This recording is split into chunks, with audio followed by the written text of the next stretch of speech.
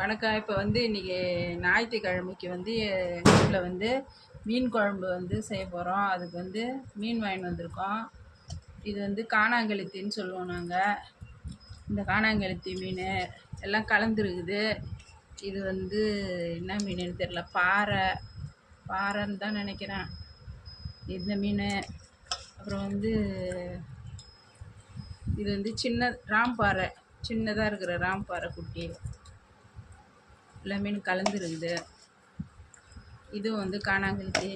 இந்த மீன் போட்டு தான் குழம்பு வச்சுட்டு தலையெல்லாம் போட்டு குழம்பு வச்சுருவேன். வாழை வறுத்துருவோம். நன்றி, வணக்கம். வணக்கம். இப்போ நாங்கள் இன்றைக்கி மீன் குழம்பு வச்சு மீன் வறுக்க போகிறோம்.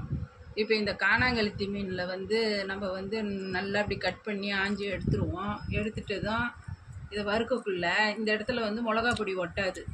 அப்போ நம்ம என்ன செய்யணும், ஆயக்குள்ளவே இதை அப்படியே நீட்டாக அப்படியே வெட்டிக்கினே வந்துடணும். இந்த இடத்த இதை நான் வீடியோவில் ஏற்கனவே ஒரு வாட்டி போட்டிருக்கேன். நான் பாருங்கள், இதை வெட்டினா தான் இந்த இடத்துல நமக்கு மிளகா பொடியெல்லாம் போய் அதில் நல்லா ஒட்டி நமக்கு சாப்பிட்றதுக்கு நல்லா இதுவாக இருக்கும், காரம் இறங்கும். வணக்கம். இப்போ நம்ம இது காணாங்கெளுத்தி மீன். இந்த மீன் நம்ம குழம்பு வச்சாலும் நல்லாயிருக்கும், வறுத்தாலும் நல்லாயிருக்கும். இந்த மீனை இப்படி நல்லா கட் பண்ணிவிட்டு நல்லா மிளகா பொடி போட்டு உப்பு போட்டு நல்லா கொஞ்ச நேரம் ஊற வச்சுட்டு வறுக்கணும். வறுத்தா நல்லாயிருக்கும். இப்போ சாதாரணமாக மீன் நம்ம ஆயிர மாதிரி ஆஞ்சி எல்லாம் எடுத்துகிட்டு இந்த இடத்துல ஒரு வரியாக இருக்குது பாருங்கள். இந்த இடத்த கத்தி எடுத்து இதுமாரி நம்ம இதை அப்படியே வெட்டி எடுத்துடணும்.